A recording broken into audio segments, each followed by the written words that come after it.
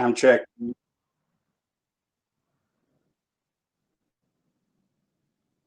Okay. Good morning, everyone. Welcome to LinkedIn Live. A little different variety this morning from using some new technology and the Perspective Force team live with you, our weekly live session. And we're looking forward to sharing some time with you. And we'll be talking about communication under stress. So welcome. And Anton, you want to kick us off?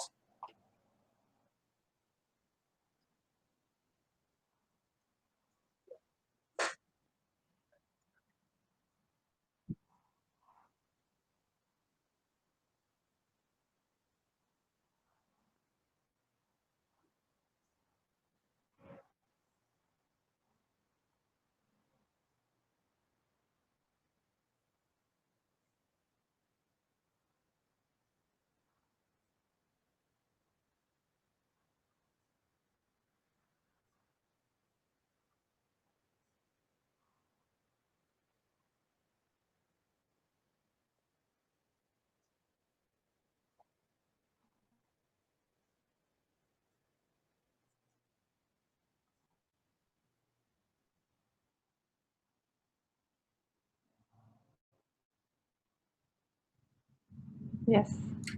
Yes, I've had to become very familiar with it in my military duties. Done a lot of it, unfortunately.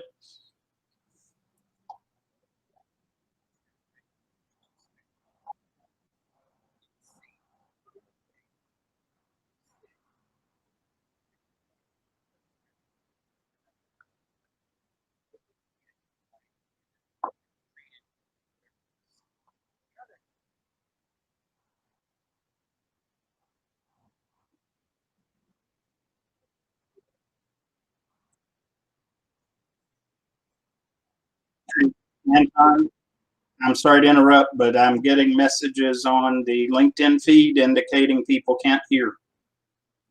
Oh, I don't know. It just says Bob says he cannot hear him. Muhammad said not audible. Keith Johnson also cannot hear. Okay, they can hear you. I think they couldn't hear me. That should be fixed now.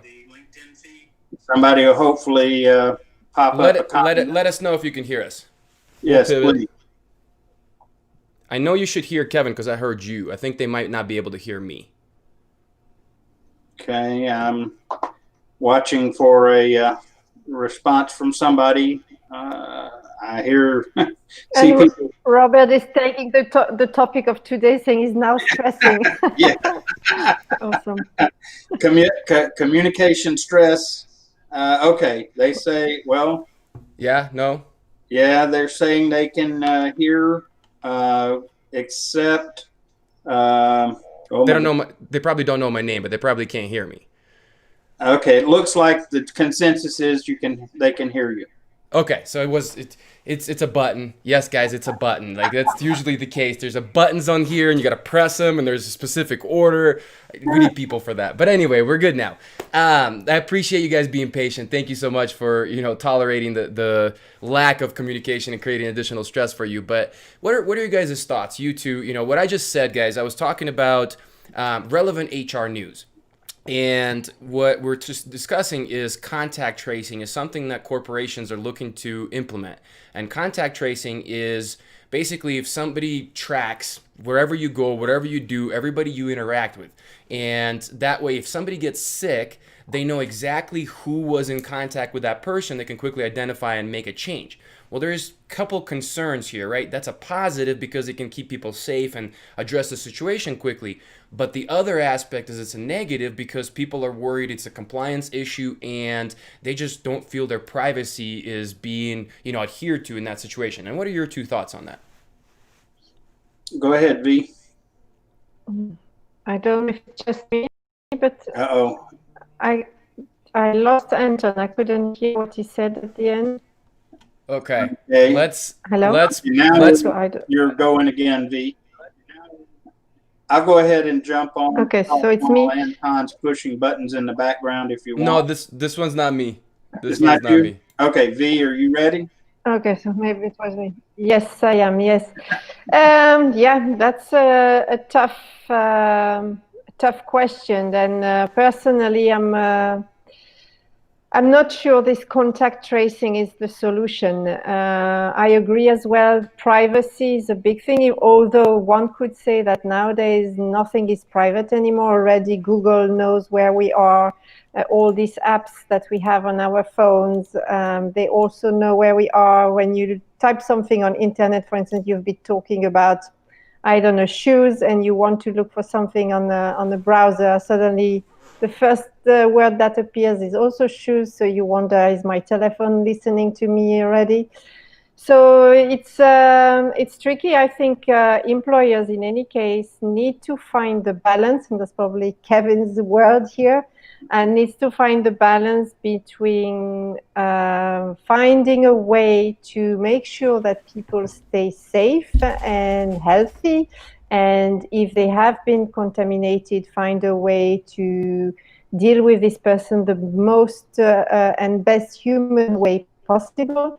And on the other hand, finding the balance where they need to see what they should track and how, and make sure they inform their employees as honestly as possible to really explain what they are tracking and why, and for how long, etc. So that would be my first reaction to that, Anton. What about you, Kevin?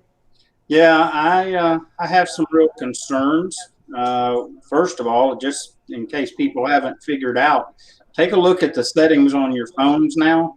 There is actually a place in there that's already been put in most phones in the system where you can do test track tracing or COVID tracing, so that if you turn it on or activate it, it tells you of anybody around you that might have been tested positive, and broadcast your information to others that are around you with their cell phones. I don't care for it.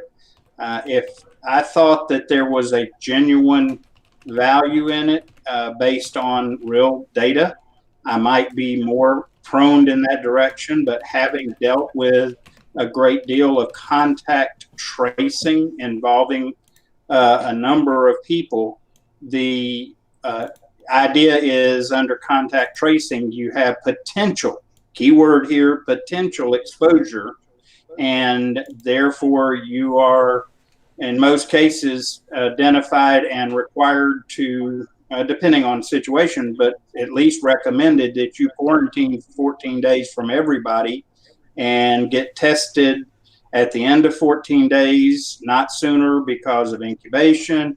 And having done this over a number of months since this started, the results of people with these potential exposures that actually prove to be infected is minuscule at best. I'm talking low percentages.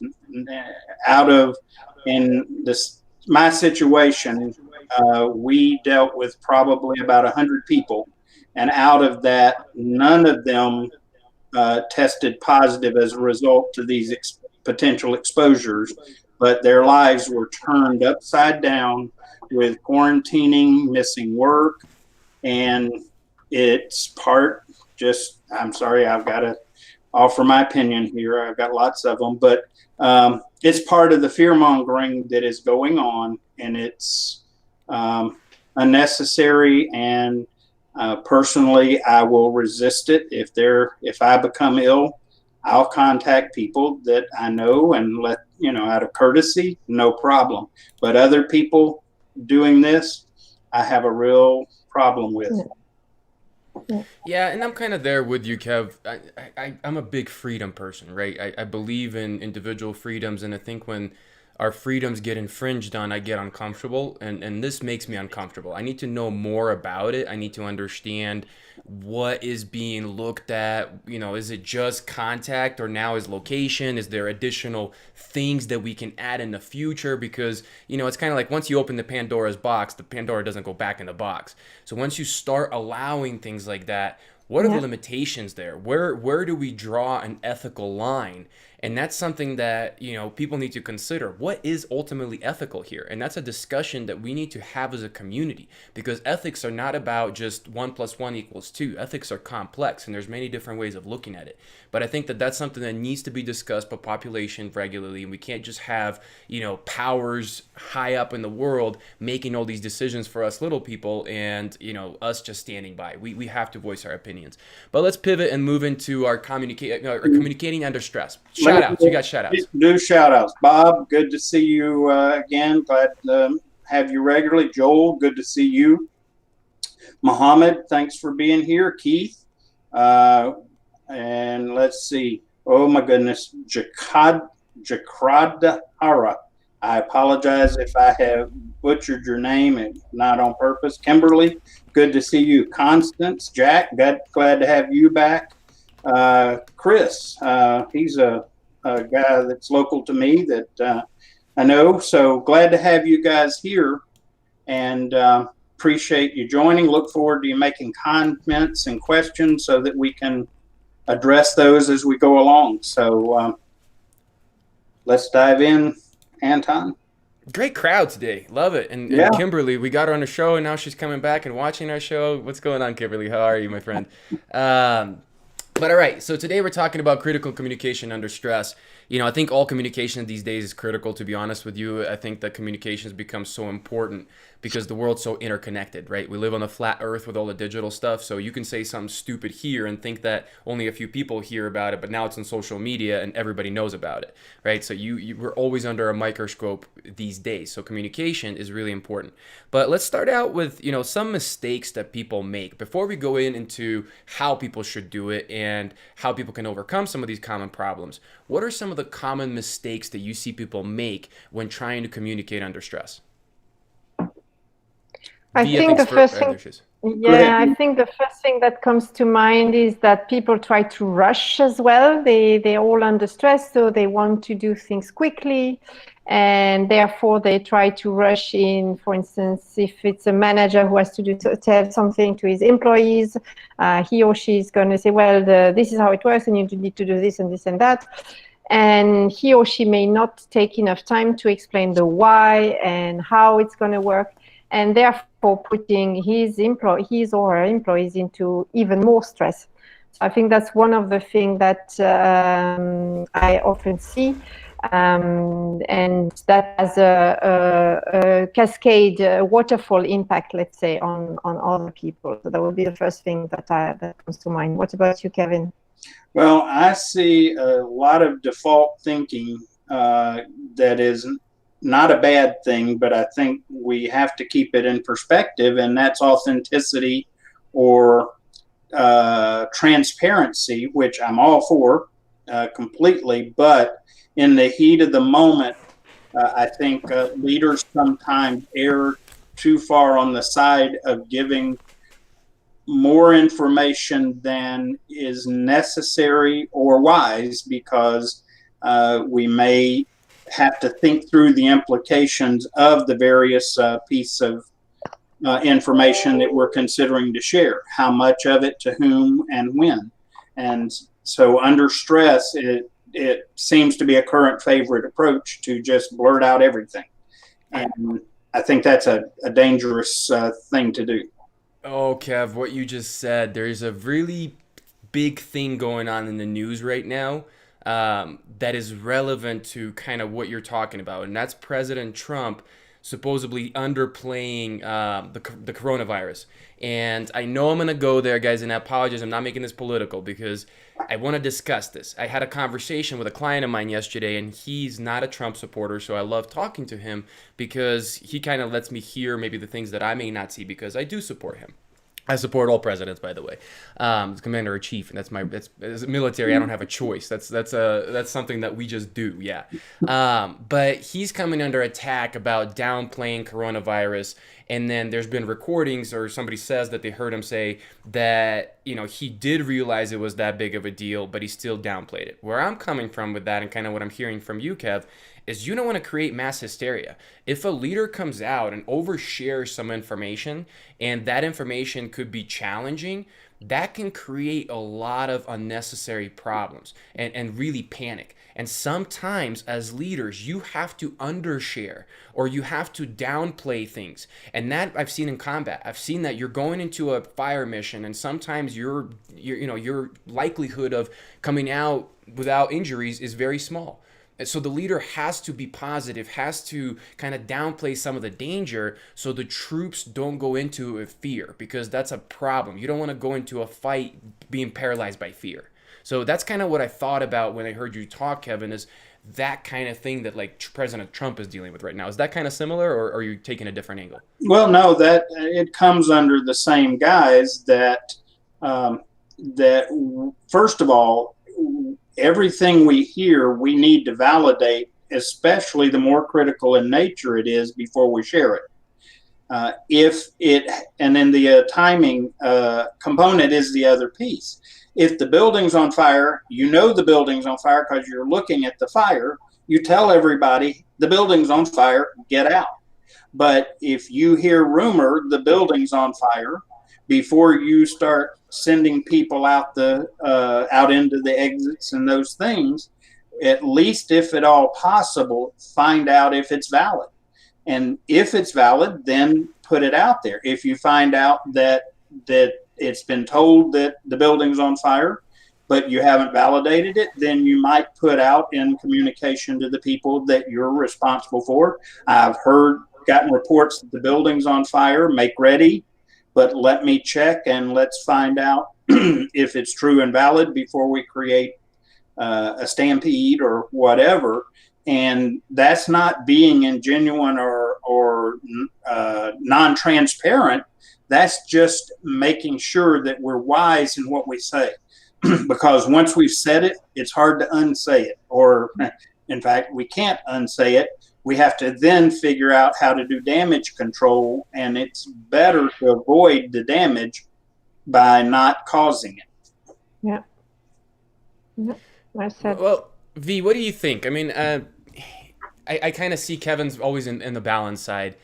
I've gotten in trouble by oversharing in the past because I've talked about this. I was overly transparent, and I shared things about the company that created uncertainty for team members, right? From one side, I was coming from a standpoint, let me protect these people and let them know what could be going on. But on the other side, it created doubt for them and that their futures may not be secure. So where do you fall? Do you fall on complete transparency, or should leaders try to buffer some of that communication? So I would say, again, balance in between. You can stay authentic by not oversharing or just sharing what is necessary. And by that, I mean, as you said, sometimes leaders have the answers or know the details of certain things that they are not allowed to share or that they should not share. What they can do is tell their team members, listen, guys, this is the situation. I cannot give you more details for now. However, this is what we need to do. And as soon as I can share the more details, I will. But for now, you just need to trust me and do what is necessary. So by that, the leader keeps his or her integrity and makes sure that, okay, he's not going to create panic in his or her team. And the team knows as well from, okay, we don't have all the information. However, from what we've heard from our manager or leader, then this makes sense, and then they can continue. So again, it's finding the right balance and not lying, obviously, but again, by sharing honestly that you know or you have some information, but you cannot share it at the moment. I think mostly people understand and appreciate that, and they will continue to work for you and trust you because you've been honest enough to say that, yes, there is something going on, And yes, you cannot share it because whether it's confidential, because there is another risk, as Kevin's example, maybe it's a gossip, you haven't had time to validate it yet, but at least you can kind of warn your people that there is something, and until you have more details or more confirmation, then you'll share it afterwards. So I think, again, it's finding the right balance that is very, very important. One thing that's tough to judge, and this is more of a self-assessment for leaders that are listening, I would challenge you to say, what is your intention? If you are withholding information, why are you withholding that information? Are you withholding that information because you're afraid how it's going to impact your bottom line that month? That's not it. The only time I say withhold information is to protect your people. Exactly. And you have to be careful. That's a fine line, because different people will tell you different things. Because some people say, I don't need your protection. I'm a grown person. I need you to tell me everything that I need to know, everything that's going on around me. What other people are going to, kind of break under that pressure. And if they know everything that's going around them, they won't be able to function throughout their everyday. So this comes down to my next point, which is custom tailoring communication under stress. Yes. Right? You need to understand how each of your employees responds to stress. Some people thrive on it. Like I'm a thrive under stress kind of person. I think that's a military thing. When there is a lot of chaos around me, I'm at my best. That's when I'm not thinking, I'm just operating, things are moving. But some people, they can't do that. So what are your guys' thoughts on tailoring communication to the individual becoming even more important when they're under stress? I think you read my mind, Anton. First of all, one thing, and we've said this numerous times, numerous ways, but this is a key point.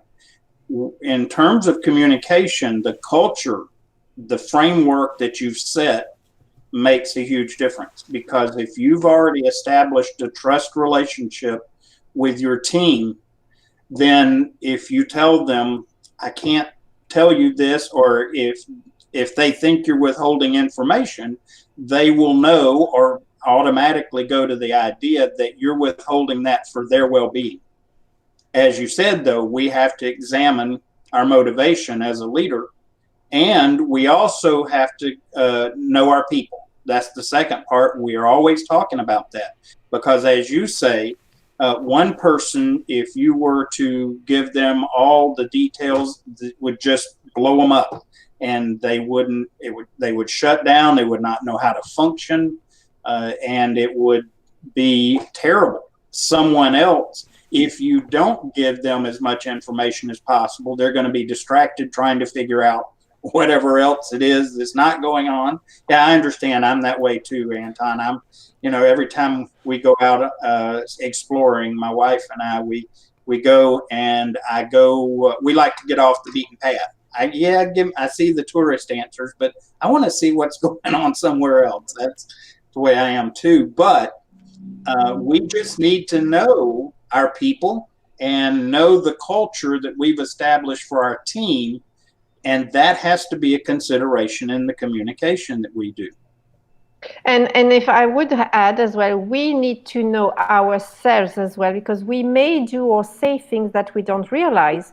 I know, for instance, for me a few years ago, my manager and the woman who was sitting next to me, she was my team member. She told me, "Are you stressed?" And I was like, "Well, not really." And she said, "Well, you often do."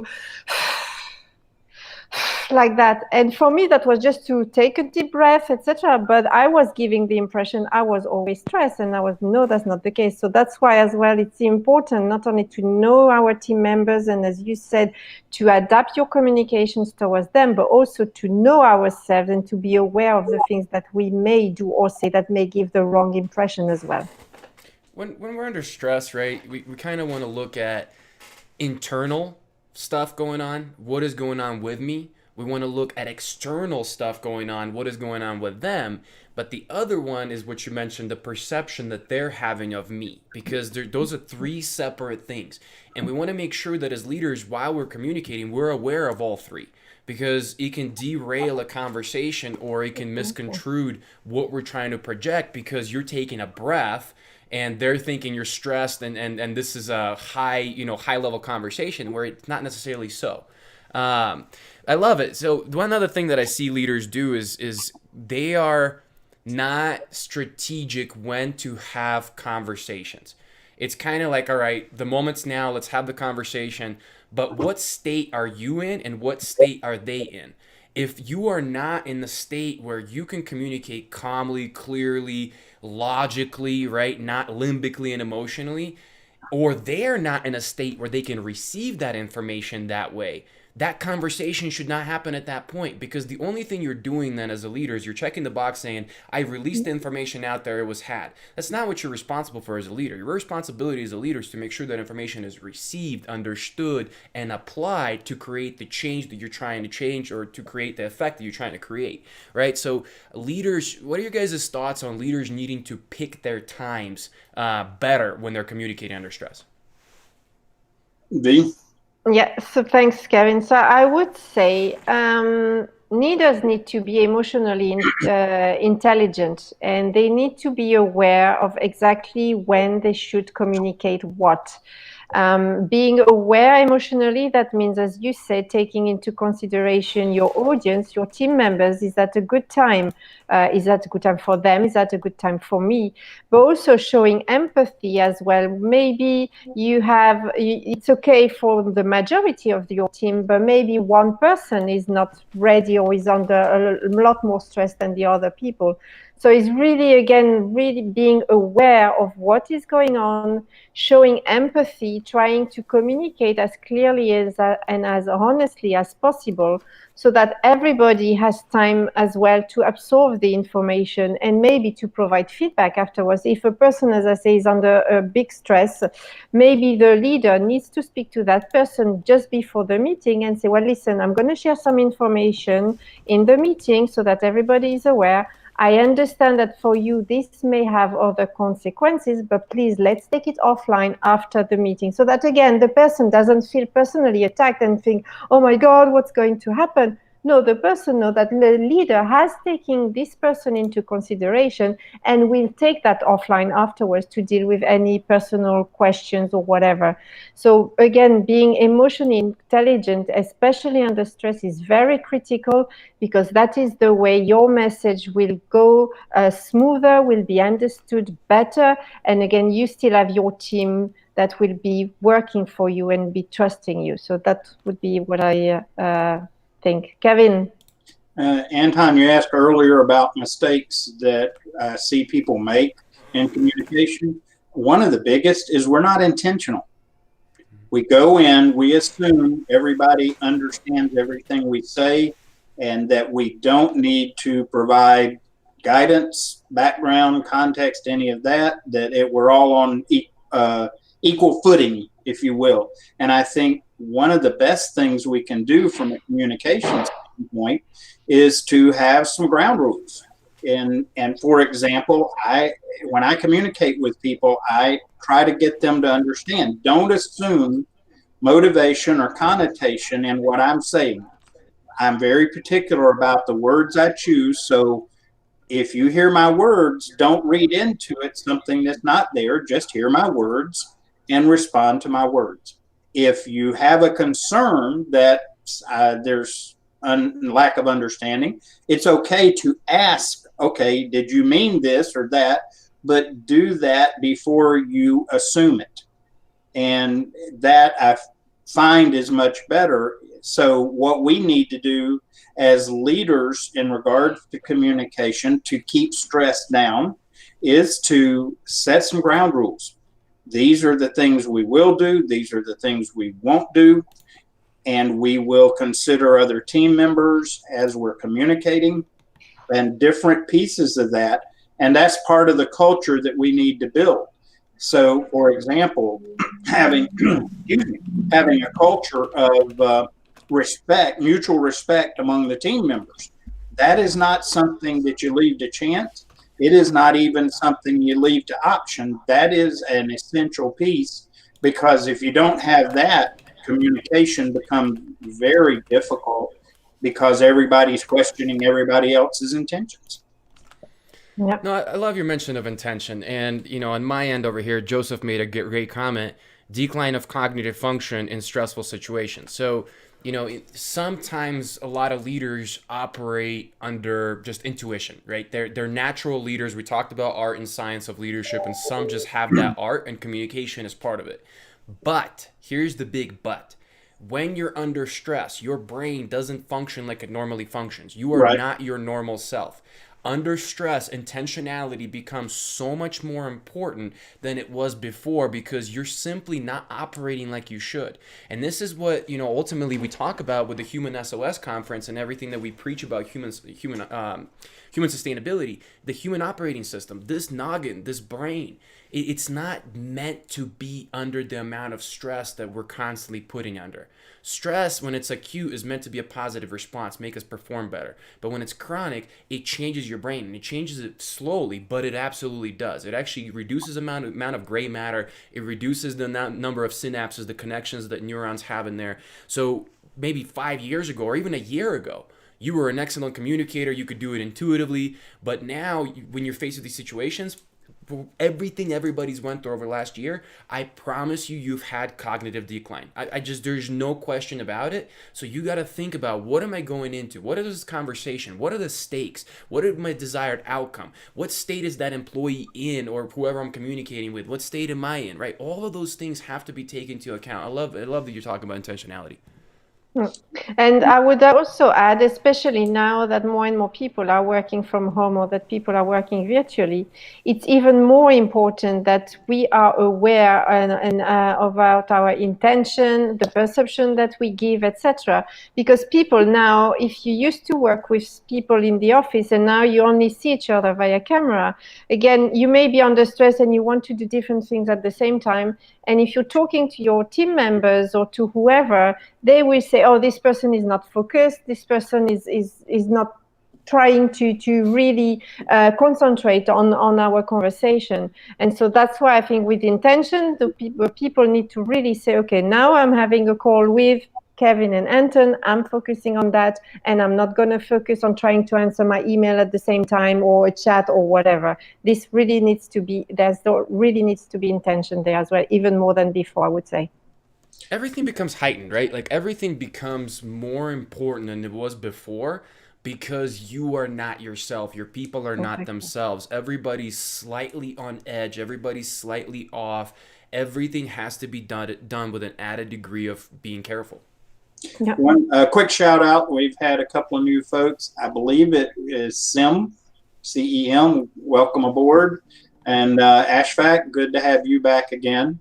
And one of the things I've had to learn about myself is I would not be identified as, well, some would say not witty at all, but certainly not a quick wit. And because I'm not the one that can come out with those quick, snappy responses. So I know that especially in critical situations, I have to be extra thoughtful of what I'm about to say, so that I can really consider that and not say the wrong thing or the wrong way, and evaluate my intentions. And very rarely is there in our lives is it necessary to respond instantly. Quickly is okay, but anytime, I think when we consider communication, we need to take the proverbial deep breath. Think just a moment. Make ourselves not, especially if we are, I'm probably going to upset some folks, but if you're hot-tempered and you're quick to respond, probably one of the best exercises you can do is count to 5, or, do a visualization of some kind that helps you just stop in your tracks for a moment before you respond. Because it, in the heat of the moment, quite often, especially if we have not built intentions and have not trained ourselves well for these situations, we're going to probably say something that we don't intend to, or say it in a way that we don't intend. And so now we have, to use military terms, we've created collateral damage by opening our mouths too quick.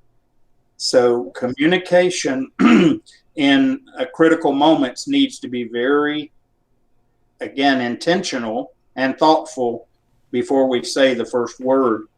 I like the phrase that I heard in the last few months, measured response.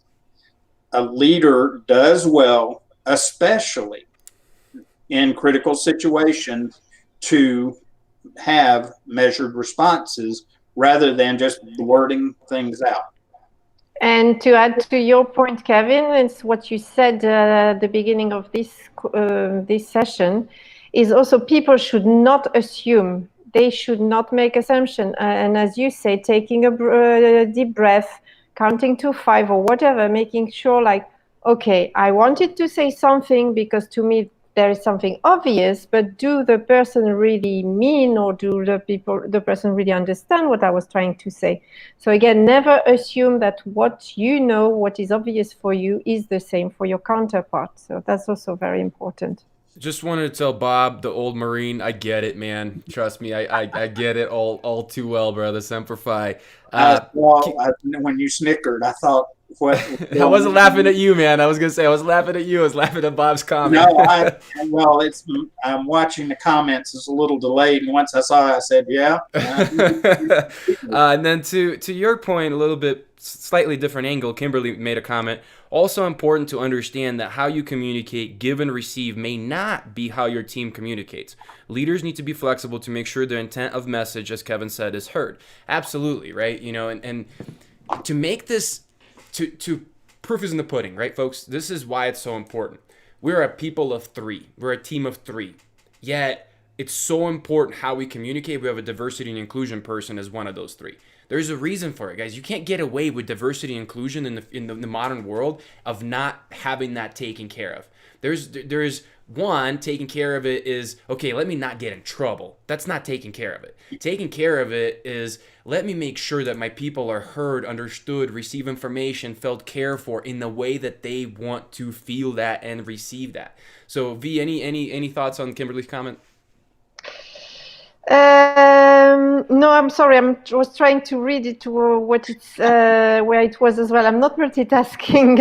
I'm not good at that. She was just talking about, how it's all about how the difference between how you receive and how you communicate is different for other people. And as leaders, you need to be, conscientious of that. So what would you suggest for leaders to do when they're trying to consider how other people receive information or give information? Well, I think this is a great point. And as you say, especially in a diverse environment, if you are working with people from different countries or different cultures, you also need to double check that what you wanted to convey has been received well and the way you intended it. So you can there are different ways you can do. Obviously, you can paraphrase what you've said. You can ask questions to people. Do you understand what I mean? Or you ask people, do you want to rephrase? Do you want to tell me what you understood? So that again, you can ensure you are on the same page as your team members. You can also say, okay, I've told you what I want to say. Maybe you don't have a question now, but let me know afterwards. Send me an email, or tomorrow we have another call, etc. Give people time to absorb the information, to absorb the message you've delivered, so that again they can come back to you. Some cultures may not want to react straight away, or may think, oh my God, if I say I disagree or I didn't like that, then my manager is going to be angry. So again, give the opportunity to people to really take time to provide their feedback. So all of this is very important, just to make sure that what you intended to say and what you said has been received as the way you intended it.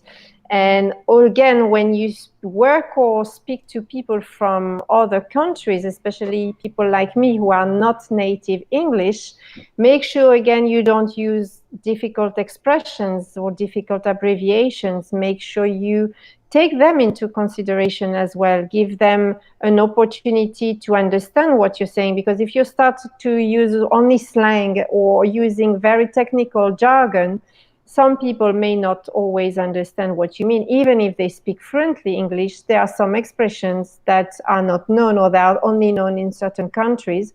So if you translate them, you think, okay, that doesn't make any sense. So again, give time for your people to absorb the message. Give time to your people to ask questions, paraphrase, and ensure and pause in between, so that, again, people have the opportunity to ask you questions.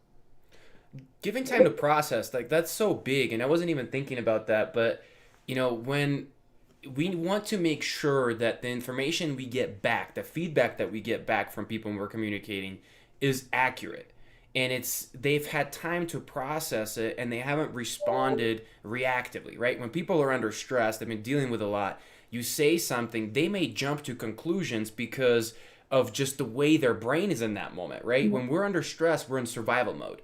We're living in fear of everything. That's just the way that it goes.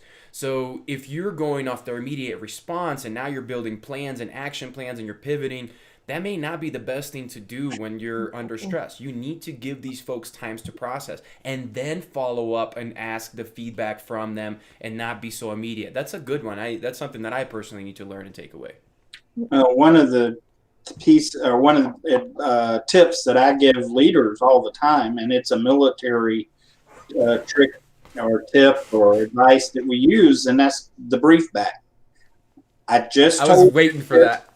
I just told you this. Now tell me what you heard me say.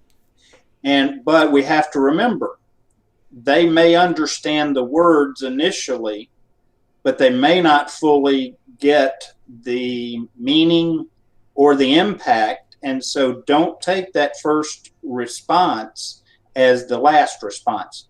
Take it as, okay, you understand the words I've said, and unless there's a reason not to, process it a little bit and then come back to me. Let me know.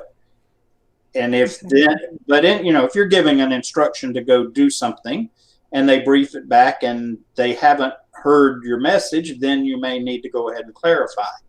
But hopefully that's not under stressful situations, nor, that's part of the normal day to day.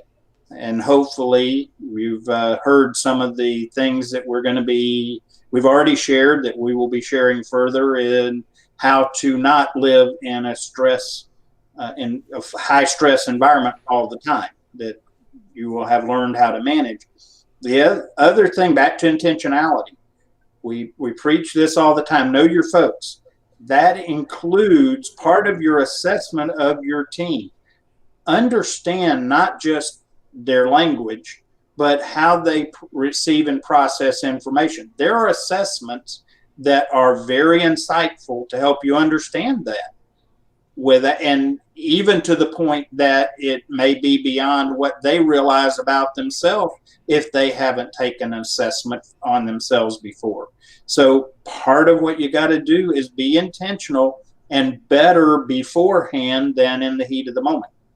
Find out. Know that if you say it this way, one person's going to process it purely mentally, logically, and deal with it that way. But you've got another person that's going to, they're just wired to process things more on an emotional side. Nothing wrong with that, but how you deliver that message to those two people, depending on whether they're extreme in their way of processing, becomes a factor. If you have a lot of people that are kind of middle ground in some of their type personality traits, and then you can probably deliver one message. But if you've got a team that you've got somebody that's high logic as part of your team, and then you've got someone that's high emotion as part of your team, you probably don't want to deliver the same message the same way to both those people, because in critical cases, their reaction could be a real problem. Because ultimately it's not about if you deliver the information, it's how it received and how impactful it was. And I love that you mentioned briefs. I was waiting for you to mention that. I was going to ask you a question next if you didn't. Never in the military did I do anything, go from point A to point B, and I had to lead somebody without giving a brief back to my command. Even if it was just transferring, a kilometer down the road and resetting camp somewhere else, it was still, here's what we're going to do, here's where we're going to do it. And then to your point, I would be asked, if there is a situation that occurs, how are you going to pivot? What is our plan B and plan C for that matter if certain things happen? So it wasn't just enough to remember what was said. I had to have the comprehension and understanding in order to synthesize an alternative plan if something came up, right? Or be able to implement that plan that had been discussed previously. But you brought up a good point, right? This is not stuff that's shouldn't be said or shouldn't be done when not under stress. Stress just makes it that much more important that these things have to happen. You can get away with some stuff sometimes when, environments are good and everything's going well, but when things are under stress, you just can't. You have to do the or cross the T's and dot the I thing. Yeah. One thing I'd like to add as well, and it's back to what I was mentioning a few minutes ago about emotional intelligence and empathy. Sometimes when as well you notice that someone is under stress in your team, the only thing almost you need to do is just to listen to the person. Just ask him or her, yeah, what's going on? Can I help you with anything? Tell me. And then just let the person talk. And sometimes just by the fact that they're going to tell them what's bothering them, whether it's a personal problem they have or a challenge at work, just by the fact that they see, someone is finally taking time to listen to me, to my challenges, to my stress, I already feel better. And then just by letting them talk, then you give them an opportunity to relax a little bit, and then you can start to have this conversation. Again, the leader will have to decide whether he or she can say what he wants to say now, or maybe wait then a few hours or the next day. But at least by giving the person the opportunity to tell their manager, their leader, what's on their mind, that often helps to release the stress as well. Just like Bob mentions, allow them to respond knowing that there are no repercussions. Exactly. Get them in that moment. And as a leader, it's where you have to practice your skills of being able to set aside your own personal preferences, things like that, Exactly. as well as I have to watch, because if I'm not careful listening to people, sometimes I'll roll my eyes or give nonverbal cues that are not going to go well. And so as a leader, keep having to remind myself and training myself to be careful of communication on all levels. Yeah, very true. Any other mistakes that come to mind as far as, common stuff that leaders do wrong under stress? Again, what I said, what we have briefly mentioned, I would say the body language. Again, the communication, as we know, is not only what we say and how we say it, but it's also the body language. So sometimes by doing certain things or by maybe playing, I don't know, with your leg like that, or by doing like I was doing, you again may be stressed or not, but be careful to the perception or the impression that you give to people. So being aware as well of your body language and making sure that you try to stand your ground, even if you are stressed. As we say, a leader should not show that he's afraid, even if in his or her head he has doubts. It's okay, we all have doubts. However, the perception that you're going to give is so important, and body language is part of communication, and we also need to be mindful of that. The nonverbals are so huge. It's all nonverbals. Whatever that nonverbal communication is, whether it be tone of voice, body language, just even the way that you're sitting and the way the room is set up, the way the environment is. There's so many different things that go into it. But when people are under stress, those things become even more important. They become even more vital because your brain is constantly sitting there and scanning for danger. And anytime it picks up on something, it's going to fixate on that danger. Instead of paying attention to what you're saying or what's going on, they're just trying to get out of that situation or do that. And that's not what leaders are supposed to do. As leaders, we're supposed to be buffers, guys. Like, that's what a good leader is. A leader is able to buffer stress. It doesn't mean keep information from you. It doesn't mean baby you. It just means they're able to reduce and soften the edges, right? It's not about taking it off the plate. It's just softening those edges so the employee can deal with the stress just a little bit better than if that leader wasn't there. That's what it boils down to ultimately. As Jack said, listening. I think we forget we have a design priority, and I keep reminding myself a lot of this, as well as when I train leaders. There's a reason we have 2 ears, 2 eyes, And one mouth. one mouth. That is not an accident. And that is something that we should consider. Our first response, and can be even considered wise if we're not wise, is just listen. As I think it was attributed to Abraham Lincoln, better to be silent and thought a fool than to speak up and remove all doubt. And so good listening is such a value, and that's hard for some of us. That is a constant growing for me that I have to do because of, Anton, you'll appreciate this, the shiny thing. That's Squirrel. Yeah, squirrel. Yeah, that's the challenge. And learning how to actively listen is, to me, is one of the real basis for effective communication. When we truly listen before we talk, listen to hear, not to respond, as the current favorite saying is, it keeps us out of a lot of trouble and keeps us from having to do quite so much damage control.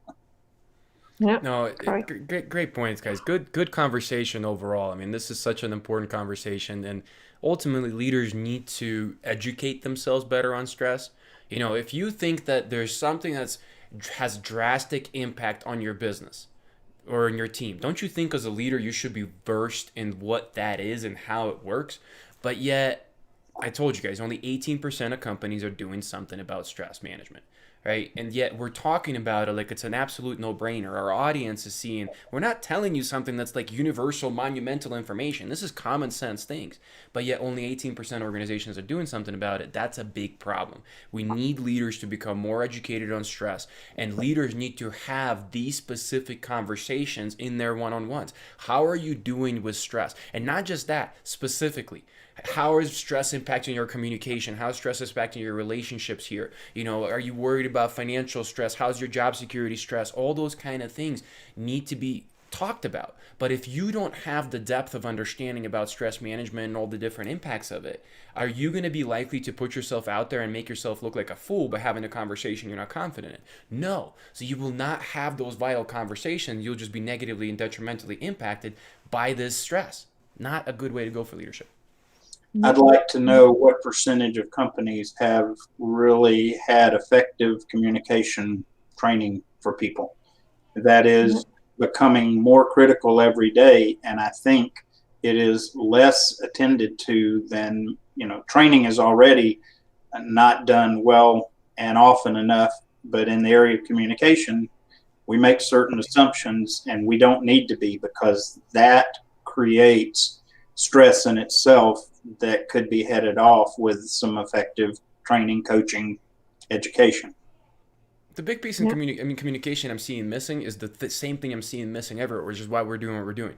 When people are teaching communication, they're leaving out the human being out of it. Mm-hmm. They're leaving out the how it's received, the way our brain works, our emotions, our feelings, and it's all about, did you cover this quarter's objectives? Did the high level stuff, but not how is this information being received? What place are they coming from? Like, what's the environment like? That is the training that I think is really missing. It's missing overall, but that's really the big piece that's missing. All right, guys, looks like we're at our time limit. We started a little bit late. I apologize, but looks like with a little bit of a hiccup in the beginning, we were smooth sailing after that, and we shouldn't have problems moving forward. But I just want to thank the audience again, right? Yeah. We're always so grateful for you guys showing up. This is motivation for us. You guys inspire us and empower us to be here and have these vital conversations. So just thank you. Yeah, great comments and questions, and we appreciate. It's nice to even think that we've got regulars now. That's real energizing. So thank you, everybody, and we will be back next week at the new bat time, 11 o'clock Eastern, which is 9 o'clock Mountain. It is 5 o'clock Central European. And what's our Indian? 8:30. Yes. 8:30 Indian Standard Time. So join us again next week. We really are looking forward to that. Notice that we've got the HumanSOS conference coming up. We have been posting about that and sharing. And part of what we're talking about on our live shows are going to be incorporated into that conference. So really encourage people to join us. You're getting, for especially the first 100 that are getting this free, that could be worth a whole lot in retail world. Uh-oh. And Sorry, I'm so sorry. I can't. Kimberly goes, you have groupies. oh my. Oh my God, you can't be so funny when we're on a live show, Kimberly. Like I'm supposed to be like straight faced and professional and talking about leadership and all this stuff, and you guys just keep cracking me up. No, keep bringing the humor, guys. I don't want to be dry. This is much better. Yeah, we enjoy the live, and spontaneity has some good value in it too. This is not, and it's, by the way, it's part of the movement we're trying to create. It's not this formalized lockstep thing. It's about bringing about real change, and really, we are genuinely interested in helping bring human sustainability to the workforce, because we see the potential for what's going to happen if it's not. We're real concerned, and I want to maybe head that off, at least the best that this team of 3 with all of our groupies can help with. Maybe do that. Maybe we don't ask them to become part of the movement. Just become a groupie. No, I love it, guys. All right, everybody, have an awesome